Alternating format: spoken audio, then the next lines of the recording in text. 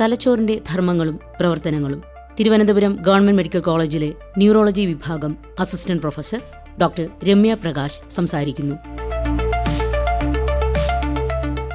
നമ്മുടെ മസ്തിഷ്കം അഥവാ തലച്ചോർ അഥവാ ബ്രെയിൻ 1.25 കിലോ മുതൽ 1.5 കിലോ വരെ ഭാരമുള്ള ഒരു അവയവമാണ്.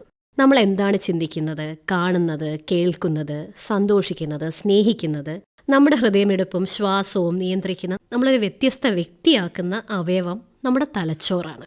നമ്മുടെ തലച്ചോറിൽ 8600 കോടി നാഡീകോശങ്ങൾ അഥവാ ന്യൂറോണുകളുണ്ട്. ഈ ഓരോ ന്യൂറോണും മറ്റു ന്യൂറോണുകളുമായി ആയിരക്കണക്കിന് ബന്ധങ്ങൾ ഉണ്ടാക്കുന്നു. ഇവയാണ് സൈനാപ്സുകൾ. ഉദാഹരണത്തിന് നമ്മുടെ നഗരത്തിലെ പല സ്ഥലങ്ങൾ, കിഴക്കേക്കോട്ട, പാളയം, വെള്ളയമ്പലം, ഇങ്ങനെ പല സ്ഥലങ്ങൾ, ഇവയെല്ലാം എല്ലായ്പ്പോഴും ആക്റ്റീവായിരിക്കുന്നത് പോലെ നമ്മുടെ തലച്ചോറിലെ ഈ ന്യൂറോണുകളും എപ്പോഴും ആക്റ്റീവായിരിക്കുകയും ഇവയെല്ലാം തമ്മിൽ ബന്ധപ്പെട്ടിരിക്കുകയും ചെയ്യുന്നു. അതായത് ഈ നഗരത്തിലെ പല സ്ഥലങ്ങൾ റോഡുകൾ മുഖേന ബന്ധപ്പെട്ടിരിക്കുന്നത് പോലെ നമ്മുടെ ഈ കോശങ്ങൾ തലച്ചോറിനുള്ളിൽ സിനാപ്സുകൾ വഴി ബന്ധപ്പെട്ടിരിക്കുന്നു.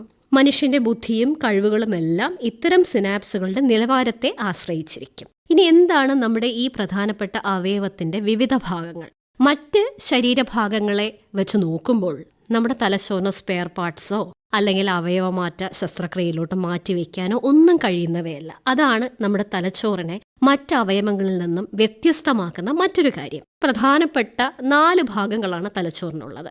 ഒന്ന് ഫ്രോണ്ടൽ ലോബ്, അതായത് നമ്മുടെ നെറ്റിയുടെ നേരെ പിന്നിലായിട്ടുള്ള ഭാഗം. ഇതാണ് നമ്മുടെ ഏറ്റവും പ്രധാനപ്പെട്ട കൺട്രോൾ റൂം. നമ്മുടെ വിവരങ്ങൾ, വ്യക്തിത്വം, ചിന്തകൾ, ഒരു കാര്യം നമ്മൾ ആസൂത്രണം ചെയ്ത് നടപ്പിലാക്കുന്നത്, നമ്മുടെ സംഭാഷണം, കൈകാലുകൾ ചലിപ്പിക്കുന്നത്, ഇവയെല്ലാം നിയന്ത്രിക്കുന്നത് നമ്മുടെ ഫ്രോണ്ടൽ ലോബാണ്. നമ്മൾ എപ്പോൾ, എന്ത്, എങ്ങനെ, ആരോട് പ്രതികരിക്കുന്നു, ഇത് നിശ്ചയിക്കുന്ന ഫ്രോണ്ടൽ ലോബാണ്. ഉദാഹരണത്തിന് നമ്മളൊരു ട്രാഫിക് സിഗ്നലിൽ നിൽക്കുമ്പോൾ ആ റെഡ് ഗ്രീൻ സിഗ്നൽ കാണുമ്പോൾ എന്ത് ചെയ്യണം എന്ന് നമ്മൾ തീരുമാനിക്കുന്നത് അത് ഫ്രോണ്ടൽ ലോബാണ് നമ്മളെ നിർദ്ദേശിക്കുന്നത്. അതുപോലെ രാവിലെ എണീറ്റ് നമുക്ക് എവിടെയൊക്കെ പോകണം, ബാങ്കിൽ പോകണം, മാർക്കറ്റിൽ പോകണം, തിരിച്ച് വീട്ടിൽ വരണം, ഇങ്ങനെ ഓരോ കാര്യങ്ങളും അങ്ങോട്ട് തീരുമാനിച്ച് വ്യക്തമായി ചെയ്യിക്കുന്ന ഈ ഫ്രോണ്ടൽ ലോബാണ്.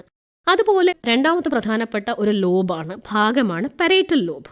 ഇത് നമ്മുടെ ശരീരത്തിൻ്റെ ഒരു ഗൂഗിൾ മാപ്പ് പോലെയാണ്. നമ്മൾ ഇടത്തോട്ട് തിരിയണോ വലത്തോട്ട് തിരിയണോ, ഏത് വഴിയിലൂടെ പോകണം, ഇതെല്ലാം തിരിച്ചറിയാൻ നമ്മളെ കൊണ്ട് ചെയ്യിക്കുന്നതും ഈ പാരേറ്റൽ ലോബാണ്. സ്പർശനം, ചൂട്, തണുപ്പ്, വേദന, ഇങ്ങനെ പല വികാരങ്ങൾ നമ്മുടെ ശരീരത്തിൽ നിന്ന് എത്തുന്നത് അവസാനം പാരേറ്റൽ ലോബിലേക്കാണ്. കണക്ക് കൂട്ടാനും നമ്മളെ സഹായിക്കുന്നത് ഈ ലോബാണ്. നമ്മുടെ ശരീരം എവിടെയെന്ന് തിരിച്ചറിയാൻ കഴിയുന്നതും ഈ പാരേറ്റൽ ലോബിന്റെ പ്രവർത്തനത്തിലൂടെയാണ്. ഇപ്പോൾ രാത്രിയിൽ നമ്മുടെ മുറിയിൽ ലൈറ്റ് ഇല്ലെങ്കിൽ പോലും വാതിലിൽ ഇടിക്കാതെ നടക്കാൻ കഴിയുന്നതും ഒക്കെ ഈ പാരേറ്റൽ ലോബിന്റെ പ്രവർത്തനം കാരണമാണ്. കയ്യിലൊരു ഗ്ലാസ് വെള്ളം എടുക്കുമ്പോൾ അതിന് ചൂടാണോ തണുപ്പാണോ എന്ന് നമുക്ക് തിരിച്ചറിയാൻ കഴിയുന്നത് പാരേറ്റൽ ലോബ് നോർമലായിട്ട് വർക്ക് ചെയ്യുമ്പോഴാണ്.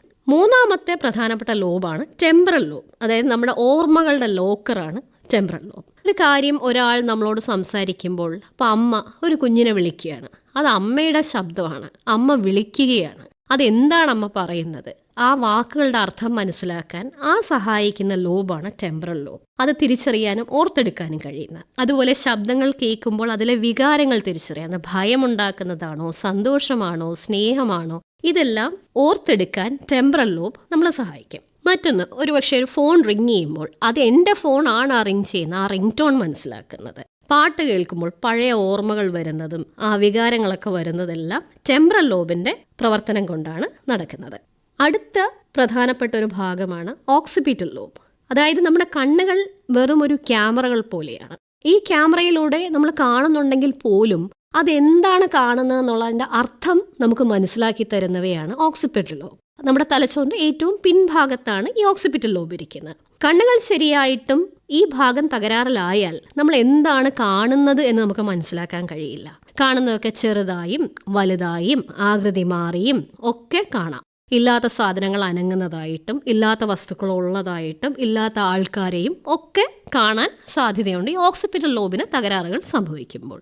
അതുപോലെ തന്നെ ഒരാളുടെ മുഖം കണ്ടാൽ അതൊരു ആകൃതി എന്നുള്ളതിനപ്പുറം അതൊരു മനുഷ്യന്റെ മുഖമാണ്, ആ മുഖത്ത് പുരികമുണ്ട്, കണ്ണുകളുണ്ട്, ഇത് ഇന്നയാളാണ്. അത് തിരിച്ചറിയാൻ സഹായിക്കുന്നതിന് ഓക്സിപിറ്റൽ ലോബ് നോർമലായി വർക്ക് ചെയ്യണം. നമ്മളൊരു റോഡിൽ നടക്കുമ്പോൾ ഒരു കുഴി കണ്ടാൽ അതൊരു കുഴിയാണ്, വെറും ഒരു വൃത്തമല്ല എന്ന് മനസ്സിലാക്കണമെങ്കിലും ഈ ഓക്സിപിറ്റൽ ലോബാണ് കറക്റ്റായിട്ട് വർക്ക് ചെയ്യേണ്ടത്.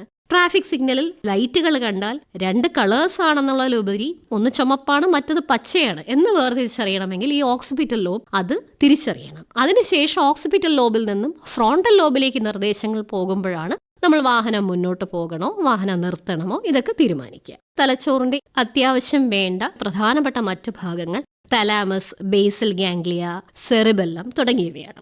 ഈ തലാമസ് തലച്ചോറിന്റെ ഏറ്റവും ഉള്ളിലായിട്ട് സ്ഥിതി ചെയ്യുന്ന ഒരു ഭാഗമാണ്.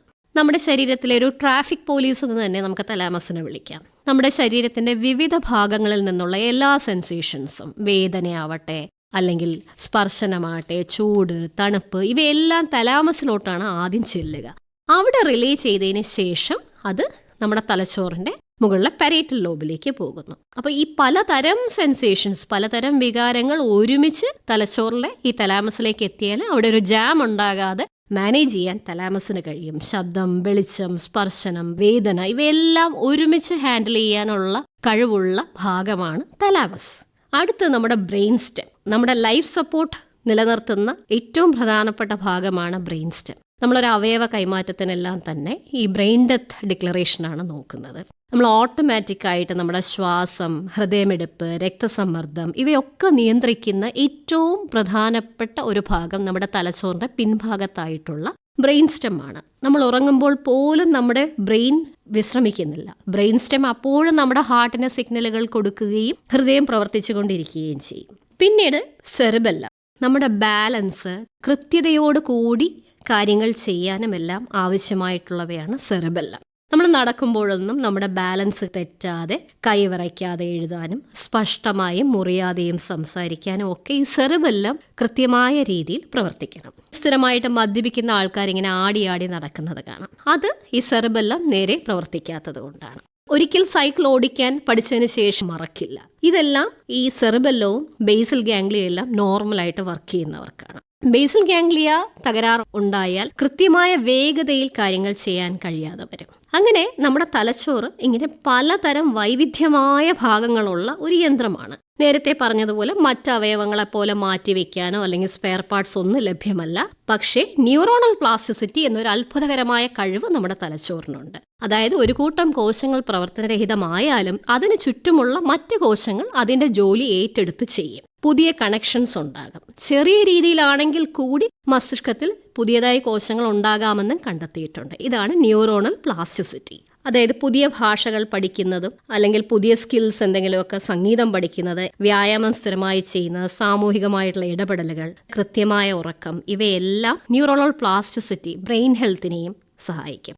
ആധുനിക ശാസ്ത്രം വികസിക്കുമ്പോൾ, ബ്രെയിൻ കമ്പ്യൂട്ടർ ഇന്റർഫേസ് ഒക്കെ വരുമ്പോൾ നമ്മുടെ മനസ്സിൽ ആലോചിക്കുന്നത് ശരീരഭാഗങ്ങൾ പ്രവർത്തിച്ചില്ലെങ്കിൽ കൂടി കമ്പ്യൂട്ടറിലേക്ക് ദൃശ്യമാവുന്ന രീതിയിൽ ശാസ്ത്രം വികസിക്കുന്നുണ്ട്. പക്ഷേ ഇവയൊന്നും മനുഷ്യ മസ്തിഷ്കത്തിന് പകരം വയ്ക്കാൻ പറ്റുന്ന രീതിയിൽ എത്തും എന്ന് ഈ മനുഷ്യായുസ്സിൽ കാണാൻ കഴിയുമെന്ന് നമ്മൾ പ്രതീക്ഷിക്കുന്നില്ല.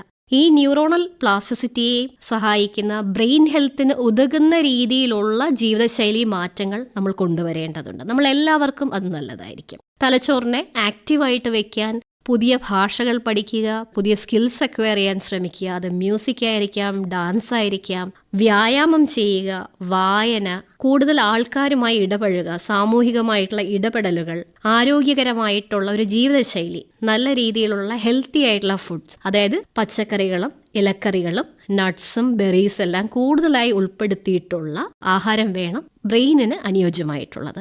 അതുപോലെ നല്ല ഉറക്കവും. ഒരു ഹെൽത്തി ആയിട്ടുള്ള ഒരു മനുഷ്യന് 6 മുതൽ 8 മണിക്കൂർ ഉറക്കം ആവശ്യമാണ്. കാരണം ഈ ഉറങ്ങുമ്പോഴാണ് തലച്ചോറിനുള്ളിലുള്ള waste products glymphatic system വഴി തലച്ചോറ് ക്ലീൻ ആക്കിയെടുക്കുന്നത്. അങ്ങനെ ഒരു ആരോഗ്യകരമായിട്ടുള്ള ഒരു ജീവിതശൈലി തുടരുന്നതിലൂടെ നമ്മുടെ മനുഷ്യ മസ്തിഷ്കത്തിനെ നമുക്ക് നല്ല രീതിയിൽ സംരക്ഷിക്കാൻ കഴിയും. തലച്ചോറിന്റെ ധർമ്മങ്ങളും പ്രവർത്തനങ്ങളും തിരുവനന്തപുരം ഗവൺമെന്റ് മെഡിക്കൽ കോളേജിലെ ന്യൂറോളജി വിഭാഗം assistant professor doctor Ramya Prakash സംസാരിക്കുകയായിരുന്നു ഇതുവരെ. ആകാശധാര